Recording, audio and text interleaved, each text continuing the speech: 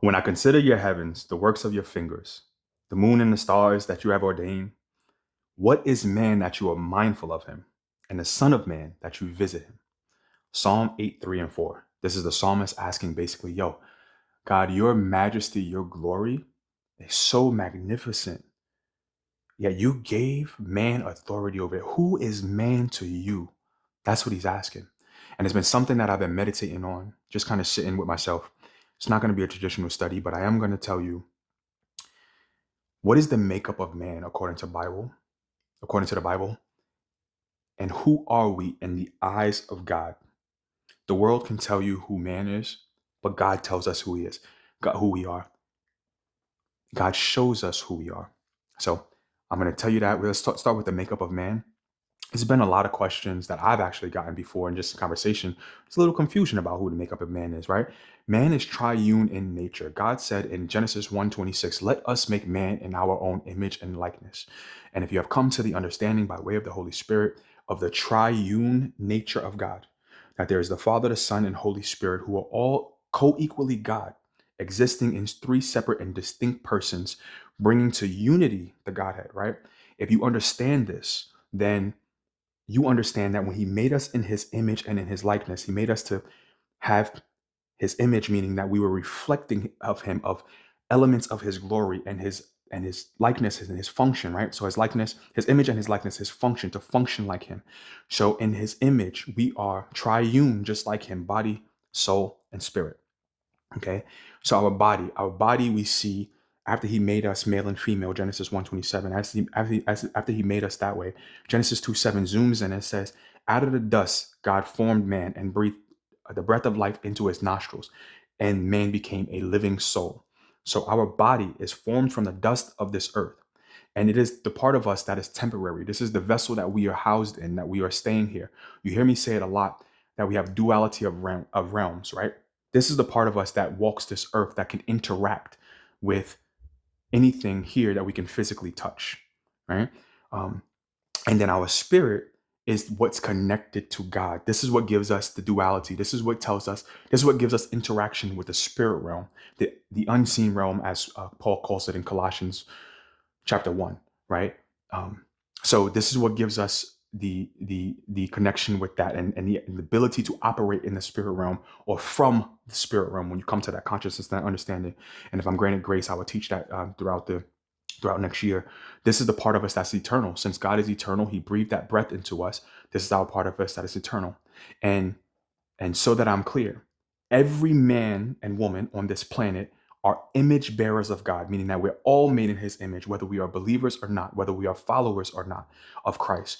We are all made in his image. So we all have that eternal spirit in us in order to give us life, because the only one that can give life is the Holy Spirit, right? So just to make that clear, so we need to also, this is not part of it, but we need to treat man as if they're image bearers of God. We need to love them the same way, whether they are believers or not, because they're image bearers of God, and God made it that way, right? So our spirit is eternal, and it's going to return directly to God when we die. Ecclesiastes 12:7 tells us that. He tells us that um, then the dust will return to the earth as it was, and the spirit will return to God who gave it. Christ says in Luke 23:46, famous verse, he says, and when Jesus had cried out with a loud voice, he said, Father, into your hands I commit my spirit. And having said this, he breathed his last breath. So our spirit is eternal. It goes back to God. It's the thing that gives us life. Now our soul, the soul is the part of the man that's living. The soul consists of your will, your emotions, your intellect, your desires, right? The will is you. The will is the one speaking to you through this camera, and the will is the one, the soul is the one speaking to you in this camera, and the soul is the one watching it. The soul is the one that's interacting with the world, and gathering the data and information to make decisions.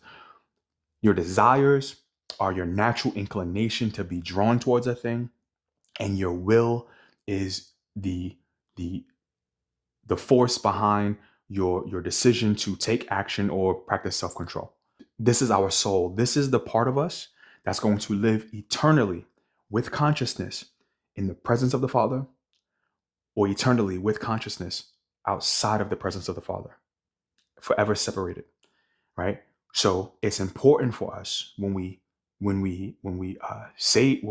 make decisions and when we move throughout this earth, that we don't let our will, or we don't let our desires cause us to make decisions according to our will that separate us for eternity.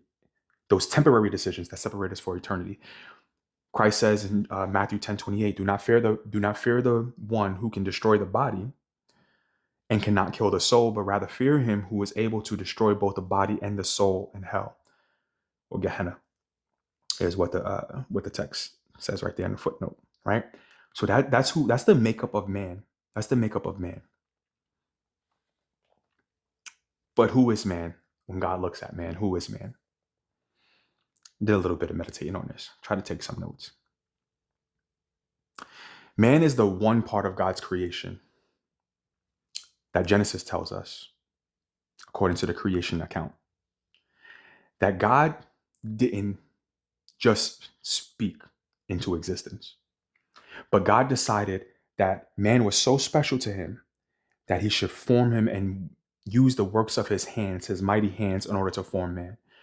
Man was so special to him that he decided to breathe his own spirit into man in order to give him life. Man was so special to him that he wanted to create him in order to hold a relationship close to him and walk in the presence of them, and man can have fellowship with him and tabernacle with him in the garden, in paradise. This is who man is. Man is the one who God decided to leave his throne and come down, humble himself, leave the glory of his throne to go get onto a cross in order to pay a ransom to redeem man from the wages of sin, in order to reconcile him to the rightful relationship that he had once before. This is who man is to God. Man is to God the one who he protects, the one that he fights for, the one that he comforts, the one that he's compassionate to, that he teaches, that he disciplines, that he rebukes, that he forgives, that he lifts, that he walks with, that he leads, that he guides, that he gives authority to, that he knows the number of hairs on your head, the number of beats that your heart has ever taken, and the secrets that are hidden in them. He knows the number of your days. He knows you intimately. Man is the one out of all of God's creation that he continues to chase because he loves you the most. If you found content like this helpful, make sure to like, subscribe, and share with someone who you know wants to get to know God. As always, let's look to advance the kingdom in our lives and in the ones that we touch.